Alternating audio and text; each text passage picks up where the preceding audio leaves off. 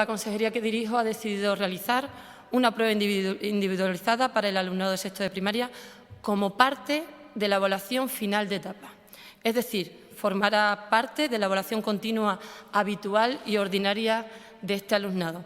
Esta prueba se va a celebrar durante los días 13 y 14 de junio y la va a realizar el propio profesorado del centro, de sexto de primaria, en cada centro educativo. La evaluación será individualizada y comprobará el grado de adquisición de las competencias, como marca la ley, en cuanto a la comunicación lingüística, matemática y competencias básicas de ciencia y tecnología.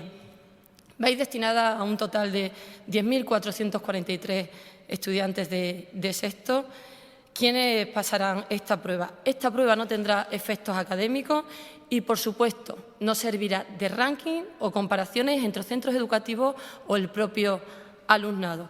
Sus resultados solo serán para comprobar el grado de adquisición de dichas competencias y tendrán un carácter orientativo y de uso interno en cuanto al propio centro y a las familias, que también se les facilitará un informe de dicha prueba. Esta fórmula es una fórmula adaptada que nos permite hacerlo conforme a la ley, pero de una forma adaptada, de alguna manera aplicándola de manera más suave, lo más suave posible, para minimizar los efectos nocivos que tiene la propia LOMCE.